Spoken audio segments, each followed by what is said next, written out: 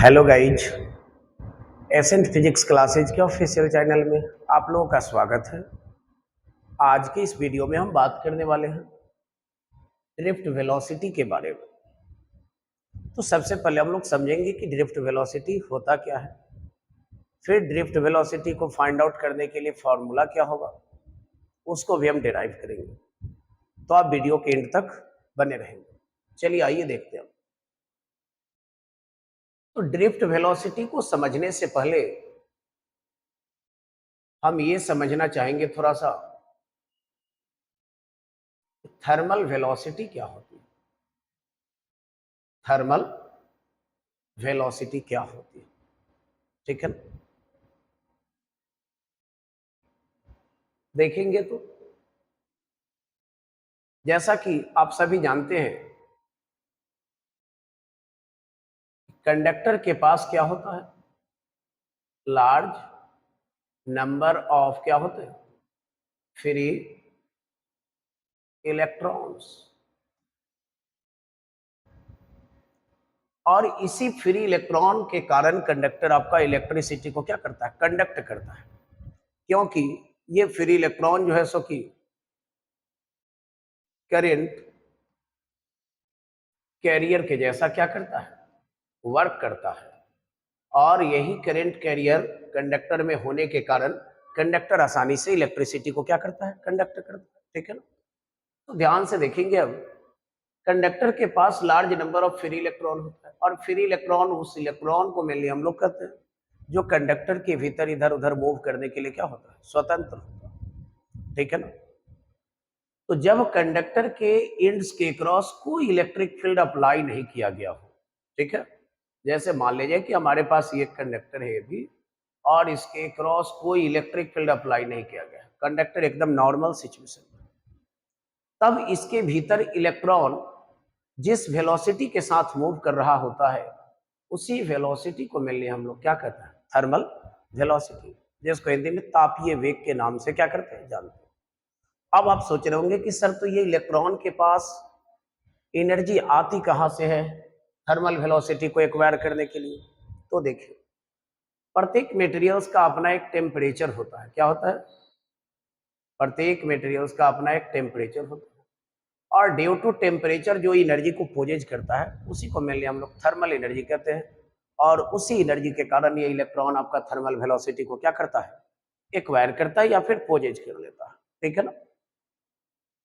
तो thermal velocity क्या होता है, आपने समझा कि कंडक्टर जब नॉर्मल सिचुएशन में होता है, यानी कंडक्टर जब किसी भी इलेक्ट्रिक फील्ड के प्रभाव में नहीं होता है, तब कंडक्टर के भीतर जो फ्री इलेक्ट्रॉन्स होते हैं वो जिस वेलोसिटी के साथ कंडक्टर के भीतर मूव कर रहे होते हैं उसी वेलोसिटी को मेनली हम लोग क्या कहते हैं, thermal velocity.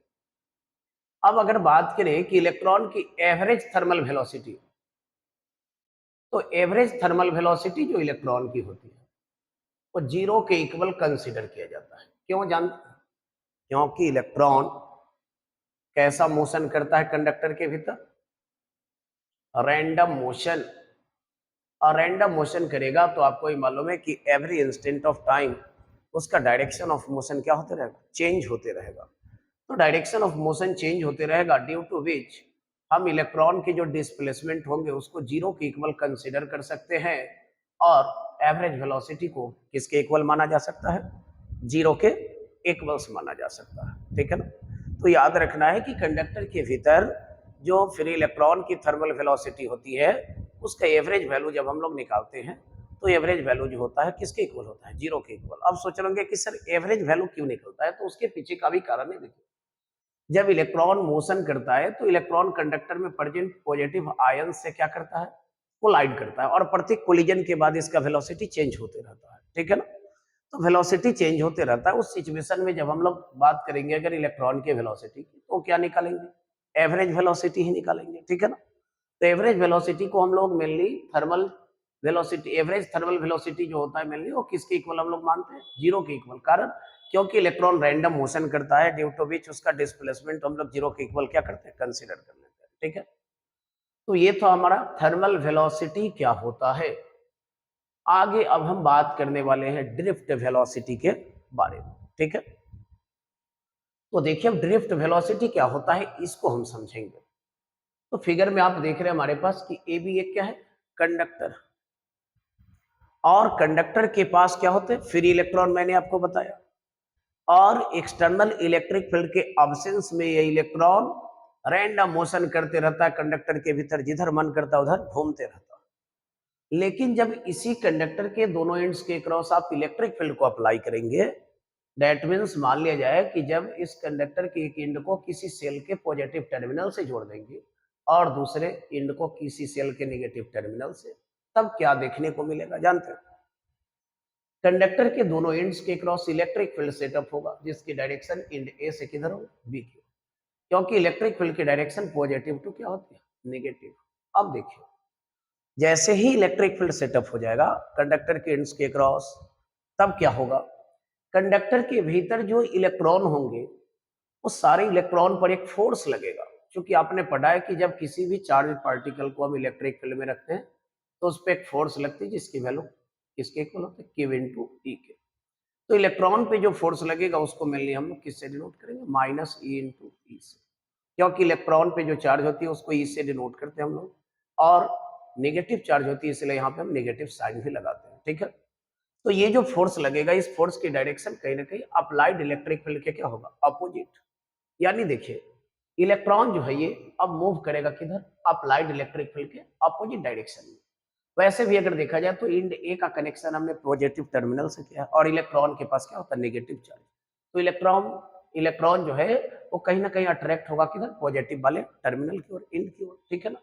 That means electron applied electric field के अपोजिट डायरेक्शन में क्या करेगा, मूव करेगा। लेकिन सवाल ये है कि क्या इलेक्ट्रॉन अप्लाइड इलेक्ट्रिक फील्ड के अपोजिट डायरेक्शन में इस स्ट्रेट लाइन पैथ को फॉलो कर पाएगा ड्यूरिंग द मोशन, नहीं कर पाएगा। क्योंकि इस सिचुएशन में भी जब ये इंड बी से कहां पहुंचेगा, देखिए ए तक, तो रास्ते में जितने भी आयन्स होंगे उन आयनों से इस इलेक्ट्रॉन को कहीं ना कहीं क्या करना होगा, कोलाइड करना होगा, इस तरह से देखिए।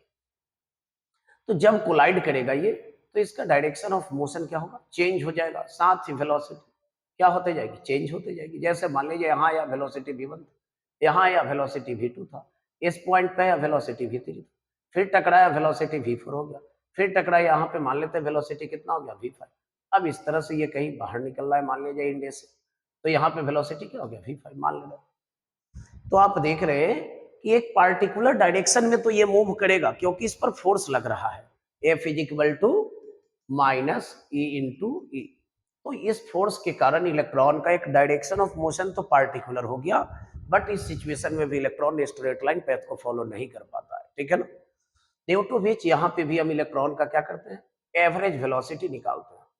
क्या निकालते हैं, एवरेज वेलोसिटी, ठीक है ना। तो ध्यान देना है, कहता है क्या कि कंडक्टर के भीतर इलेक्ट्रॉन इलेक्ट्रिक फील्ड के जो अप्लाइड करते हैं इलेक्ट्रिक फील्ड को हम लोग उस अप्लाइड इलेक्ट्रिक फील्ड के अपोजिट डायरेक्शन में जिस एवरेज वेलोसिटी के साथ मूव करता है या फिर ड्रिफ्ट करना उसी को कहा जाता है, उसी एवरेज वेलोसिटी को हम लोग क्या कहते हैं, ड्रिफ्ट वेलोसिटी कहते हैं।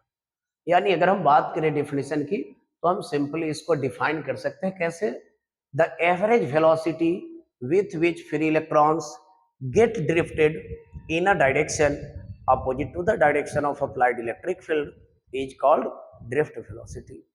यानी वो एवरेज वेलोसिटी, औसत वेग कह सकते हैं जिसको हिंदी में आप, जिसके द्वारा इलेक्ट्रॉन अप्लाइड इलेक्ट्रिक फील्ड के अपोजिट डायरेक्शन में क्या करता है, मूव करता है, ड्रिफ्ट करता है, उसी वेलोसिटी को मेनली हम लोग क्या कहते हैं, ड्रिफ्ट वेलोसिटी।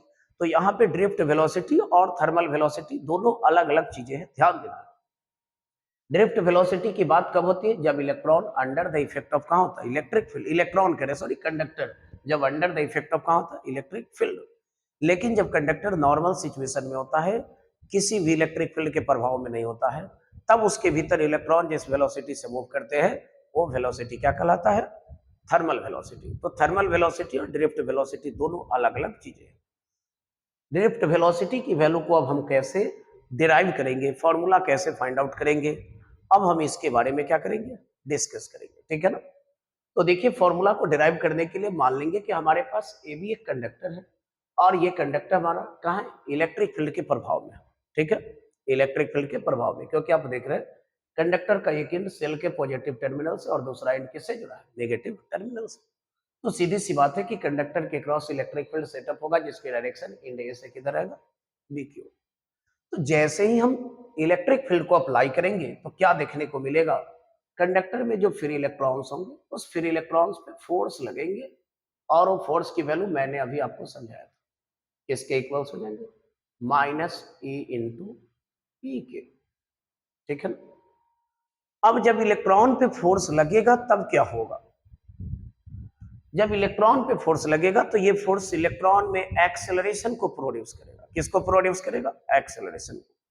तो मान लेते हैं हम कि यदि इलेक्ट्रॉन का मास m हो, then acceleration produced in electron, produced in electron अगर हम निकालेंगे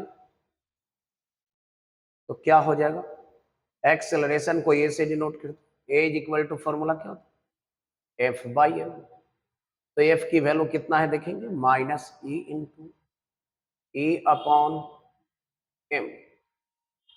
तो ये इलेक्ट्रॉन में प्रोड्यूस होने वाला एक्सेलरेशन का क्या हो गया, वैल्यू हो गया। अब आपको मालूम है कि जब एक्सेलरेशन प्रोड्यूस होगा इलेक्ट्रॉन में, तब ये एक्सेलरेशन इलेक्ट्रॉन के वेलोसिटी को कहीं ना कहीं क्या करेगा, बढ़ाएगा। तो आप कह सकते हैं कि due to this acceleration velocity of electron increases. इस एक्सेलरेशन के कारण इलेक्ट्रॉन की जो वेलोसिटी होती है वो वेलोसिटी क्या होता है, बढ़ जाता है। कहता है but the velocity of electron increases for a small time interval. लेकिन इलेक्ट्रॉन की जो वेलोसिटी बढ़ती है वो ए स्मॉल टाइम इंटरवल के लिए बढ़ती है। कहिएगा सर क्यों, क्योंकि कहता है कि जैसे ही वेलोसिटी बढ़ती है इलेक्ट्रॉन कंडक्टर में प्रेजेंट पॉजिटिव आयन से टकराता है और टक्कर के बाद फिर से ये अपना काइनेटिक एनर्जी को लॉस कर देता है, खो देता है, और फिर से इसका वेलोसिटी जो है घट कर किसके बराबर हो जाता है, थर्मल वेलोसिटी के बराबर। ठीक है ना। तो याद रखना है कि इस एक्सेलरेशन के कारण इलेक्ट्रॉन की वेलोसिटी बढ़ेगी, but velocity small time interval के लिए बढ़ेगा, क्योंकि जैसे ही वेलोसिटी बढ़ती है इलेक्ट्रॉन कंडक्टर में प्रेजेंट आयन से टकराता है और टकराने के बाद ये अपना काइनेटिक एनर्जी को लॉस कर देता है, ड्यू टू व्हिच इसका वेलोसिटी घटता है और घटकर फिर से किसके इक्वल हो जाता है, थर्मल वेलोसिटी के बराबर। ठीक है ना। अब देखेंगे यहां पे कहता है क्या कि इलेक्ट्रॉन का आयंस के साथ दो सक्सेसिव कोलिजन के बीच का जो टाइम इंटरवल होता है उस टाइम इंटरवल को हम लोग क्या कहते हैं,